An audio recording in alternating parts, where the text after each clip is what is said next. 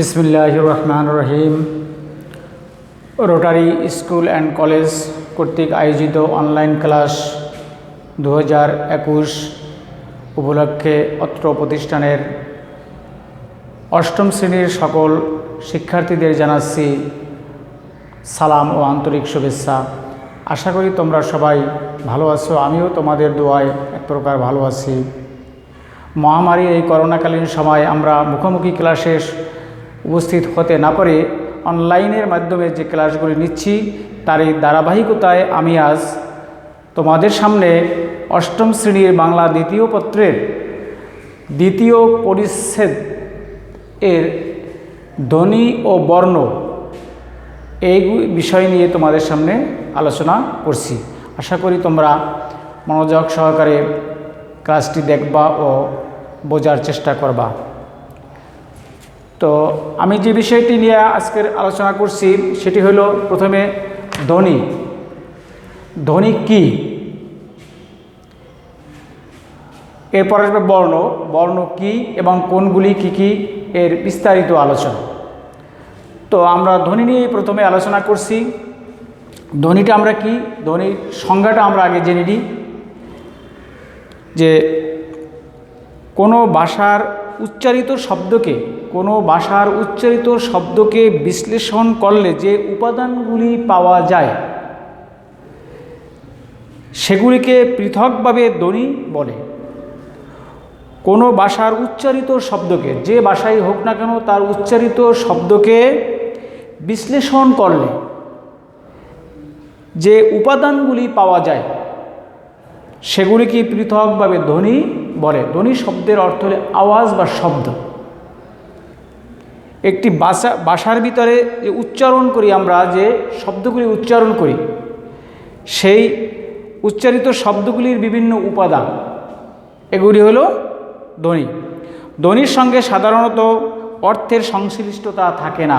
ধ্বনি যে কোনোটা হইতে পারে, তার সাথে কিন্তু অর্থের কোনো সংশ্লিষ্টতা থাকবে না। যেরকম আমরা একটা ধ্বনি শব্দ করতে পারি, একটা আওয়াজ করতে পারি, একটা শব্দ করতে পারি, হা, হু, হি ইত্যাদি, এরকম আমরা শব্দ করতে পারি, কিন্তু এগুলি প্রতিটি ধ্বনির কিন্তু কোনো অর্থ থাকবে এমন কথা নয়। সব ধ্বনির যে অর্থ থাকবে এমন কোনো কথা নয়। কোনো ধ্বনির অর্থ থাকবে আর সেটাই কিন্তু প্রকৃত ভাষা হিসাবে গণ্য করা হবে। তো ধ্বনি তৈরি হয় বাকযন্ত্রের সাহায্যে। বাকযন্ত্র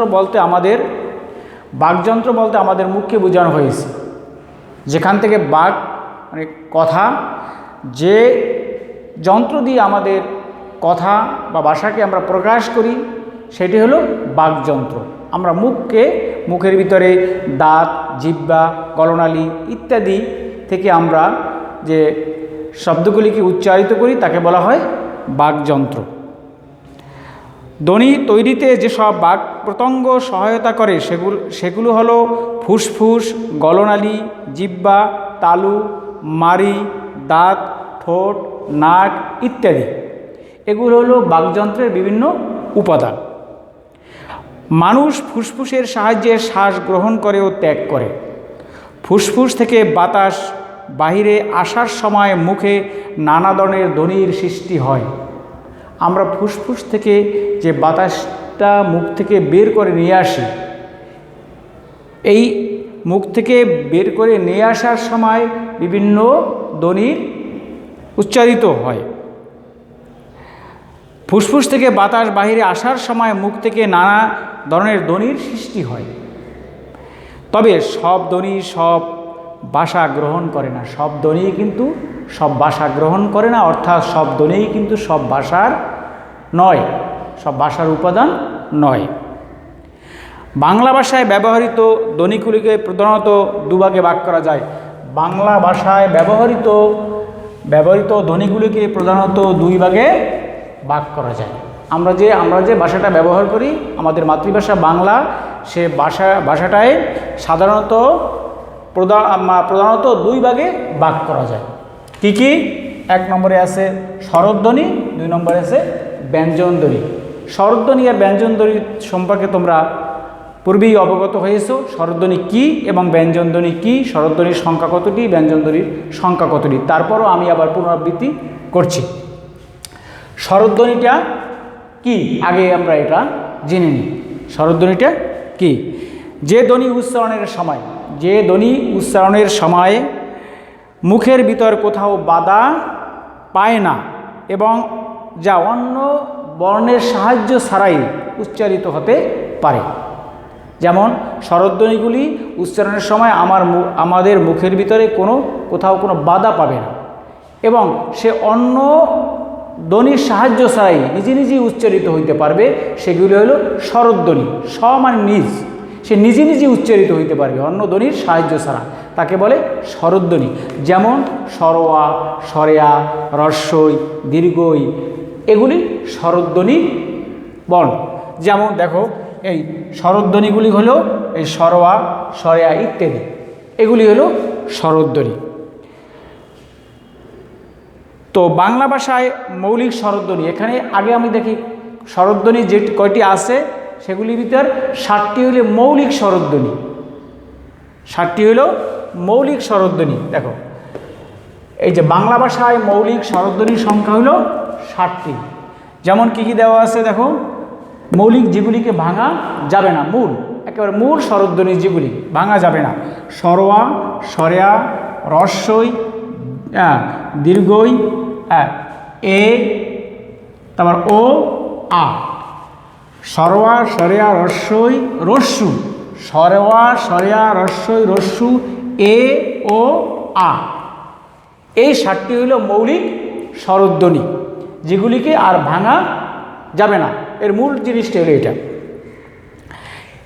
এরপর হলো ব্যঞ্জনধ্বনি। দেখো 2 নম্বরে দেওয়া আছে ব্যঞ্জনধ্বনি। ব্যঞ্জনধ্বনি কি এটা আমরা জানি, ক, খ, ঘ, ঘ, উম, চ, ছ ইত্যাদি, এগুলো হলো ব্যঞ্জনধ্বনি।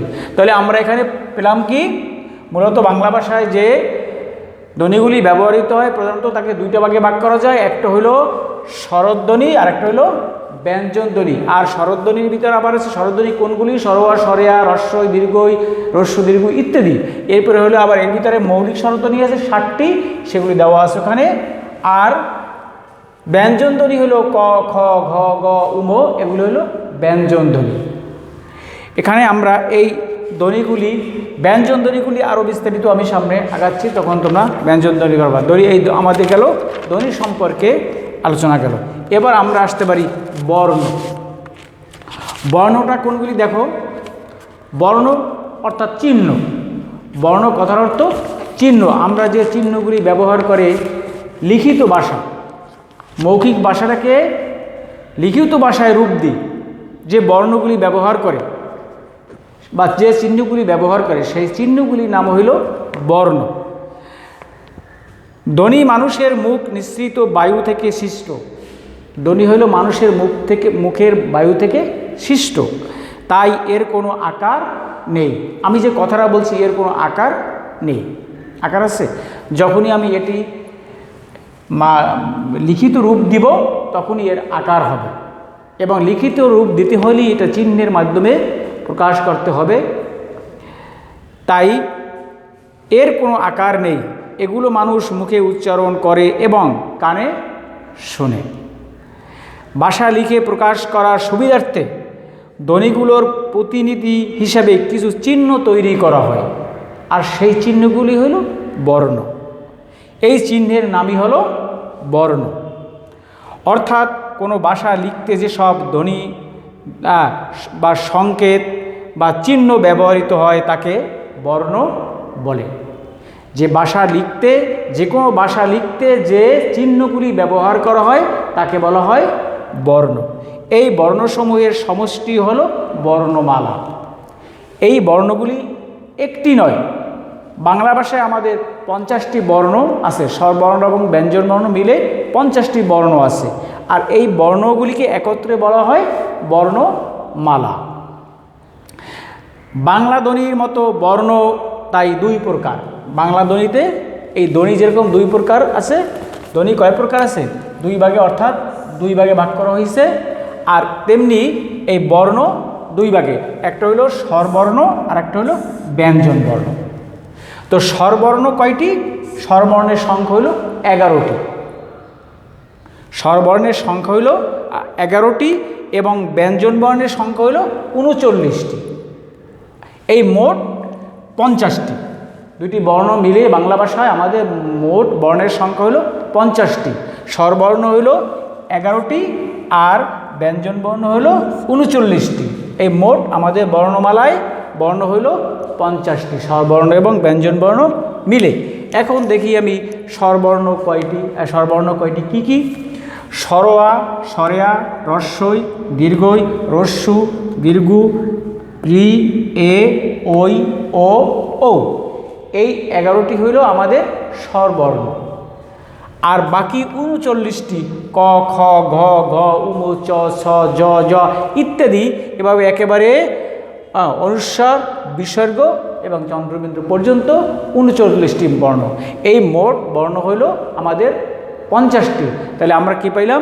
বাংলা ভাষায় বর্ণমালার ভিতরে আমরা মোট বর্ণমালা আছে কতটি? বর্ণের ভিতরে মোট বর্ণমালা আছে 50টি। এখন কোনো ভাষা লিখতে যে ধ্বনি বা সংকেত বা চিহ্নসমূহ ব্যবহৃত হয় তার সমষ্টিকেই হলো বর্ণমালা। যেমন এই আমাদের এই বর্ণমালা সমষ্টি। বাংলা ভাষায় ব্যবহৃত বর্ণসমূহকে একত্রে বলা হয় বাংলা বর্ণমালা। বাংলা বর্ণমালার স্বরবর্ণের লিখিত রূপ 2টি। আবার লিখিত রূপ আছে কয়টি? বাংলা বর্ণমালায় লিখিত রূপ আছে আবার 2টি। দেখো 2টি রূপ আছে, একটা দেওয়া আছে, আমি দেখাচ্ছি।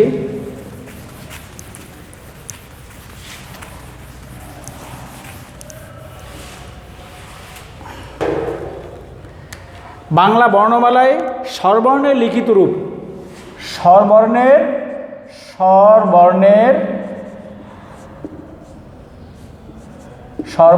লিখিত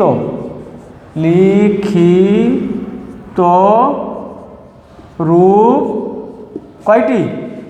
2টি। 2টি কী কী দেখো? একটা হলো 1 নম্বরে আছে পূর্ণরূপ, পূর্ণরূপ। আরেকটি আছে 2 নম্বরে আছে সংক্ষিপ্ত রূপ। একটা আছে সংক্ষিপ্ত রূপ,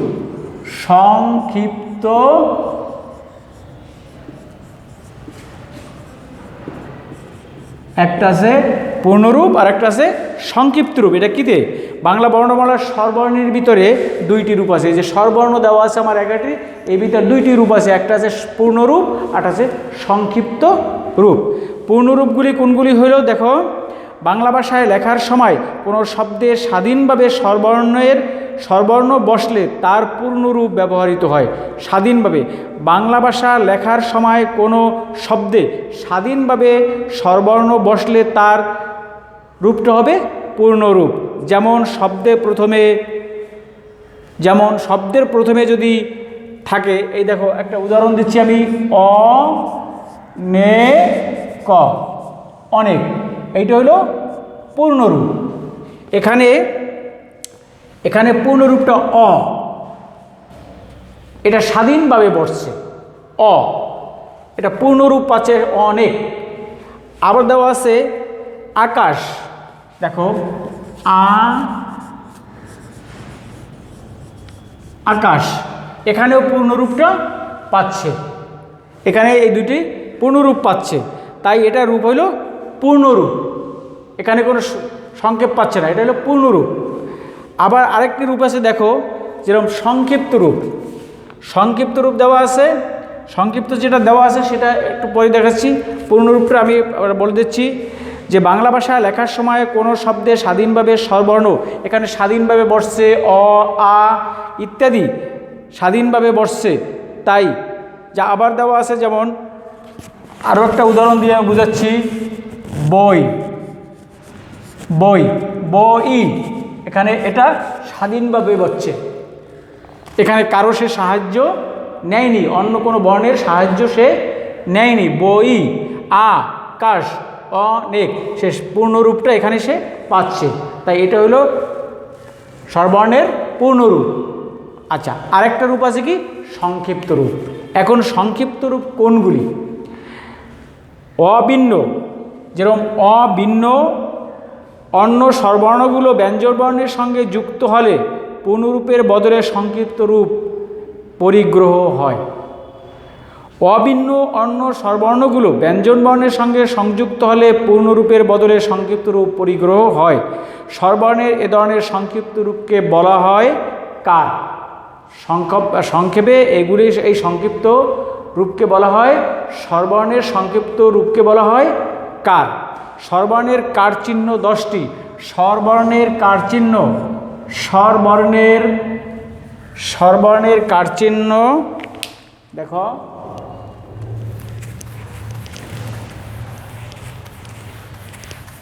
স্বরবর্ণের কার চিহ্ন 10টি।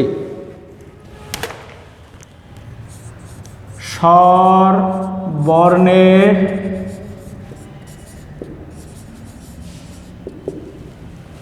কার চিহ্ন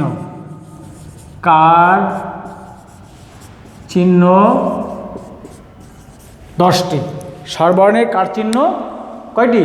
স্বরবর্ণের কার চিহ্ন হলো 10টি। 10টি কী কী দেখো, যেমন আমরা দেখতেছি আকার, এই দেখো আকার, এই আকারের সাথে এটাকে আমরা সংক্ষেপে এই করা হয়, সংক্ষিপ্ত স্বরবর্ণটাকে আমরা সংক্ষেপ করে নিয়ে এসে কি আকার।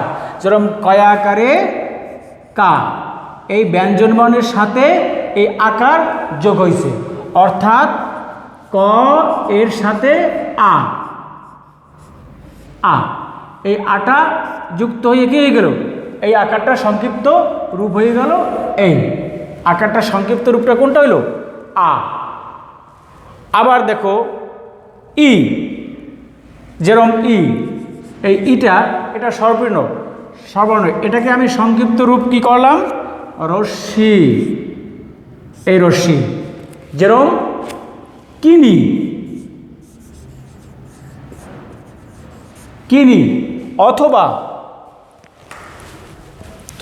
অথবা চিনি, এখানে সংক্ষিপ্ত রূপ হয়ে গেল। এই ইটার সংক্ষিপ্ত রস্যইটার সংক্ষিপ্ত রূপ হইল রশ্মি, এবং সেটা দিয়ে কি লিখলাম আমি? চিনি। এর সংক্ষেপে রূপ সে ব্যঞ্জন বর্ণের সাথে মিলিত সংক্ষিপ্ত রূপ ধারণ করে সেখানে একটি শব্দ গঠন করছে। এভাবে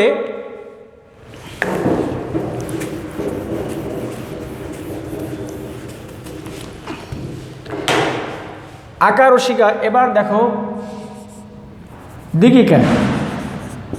দিগিকার, এটা সংক্ষিপ্ত রূপটা আমরা কিভাবে? এই দিগিকার দিয়ে আমরা কি করতে পারি? যেমন শশী, এখানে এই যে দিগিকারের সংক্ষিপ্ত রূপটা আমি এই নিয়ে আসলাম। আবার দেখো রস্যু, এর সংক্ষিপ্ত রূপটা হলো এই যে রস্যু। যেমন আমরা লিখি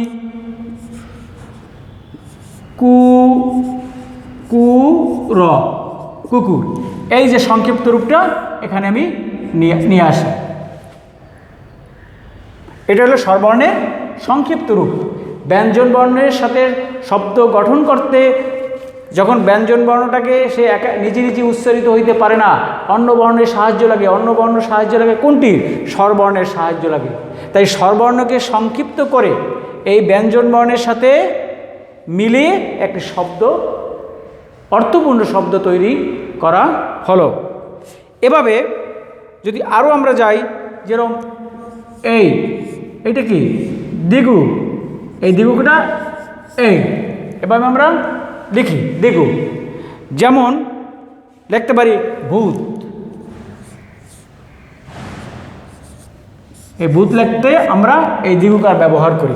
এটা হইলে এই দিগুকারের সংক্ষিপ্ত রূপ এই, কারণ এটা শুধু উঠে গেলে এখানে শুধু ভ ত এ দিয়ে আমরা পূর্ণ শব্দ গঠন করতে পারবো না। তাই এই ব্যঞ্জন বর্ণের সাথে এই স্বরবর্ণের সংক্ষিপ্ত রূপটা এখানে নিয়ে আমরা একটা শব্দ গঠন করতে পারি। এভাবে আরও বেশ কিছু শব্দ আছে, এখানে এরকম আকার দেওয়া আছে। মোট 10টির ব্যবহার দেওয়া আছে, দেওয়া আছে। যেমন রি আমরা আবার লিখতে পারি, এই যে দেওয়া আছে যেটা এই রি, এটা আমরা ব্যবহার করি যেমন কৃষক, কৃষক। ঠিক এই একই অবস্থা এই স্বরবর্ণটাকে সংক্ষিপ্ত রূপ দিয়ে আমরা এই রিটা করছি, রিটা করার পর এখানে কৃষক হয়ে গেছে। এরপর এটাকে আমরা নিতে পারি আবার এর সংক্ষিপ্ত রূপ এই যে একার দিয়া, যেমন কি লিখতে পারি একটা শব্দ আমরা এটাকে দিয়া চেয়ার, আর এখানে ঠিক এইটা সংক্ষিপ্ত রূপ এখানে আমরা প্রয়োগ করলাম ব্যঞ্জন বর্ণের সাথে। আবার ওইকার দিয়া এর সংক্ষিপ্ত রূপ কি করছি যেরকম কই মাছ, কই মাছ। এরপর আবার ওকার দিয়ে আমরা কি করতে পারি, দেখো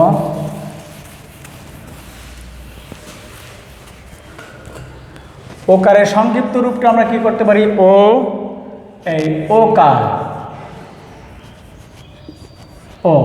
এটা দিয়ে কি করতে পারি যেমন কোরআন বা অন্য যে কোনো শব্দই তৈরি করো কেন, এখানে এই যে সংক্ষিপ্ত রূপটা চলে গেল। এরপরে আছে কি ও দিয়ে আমরা কি করতে পারি, এর সংক্ষিপ্ত রূপটা কি এই যে ঔকার, যেরকম নৌকা, নয়ৌকার নৌকা। তাহলে আমরা এখানে 10টি স্বরবর্ণের 10টি সংক্ষিপ্ত রূপ যেটাকে বলা হয় কার, সেই কারের ব্যবহারগুলি আমরা এখানে শিখতে পারলাম। তাহলে আমরা এখান থেকে কি পেলাম, যে স্বরবর্ণের 2টি রূপ থাকে, একটা হলো পূর্ণরূপ আর একটা হলো সংক্ষিপ্ত রূপ।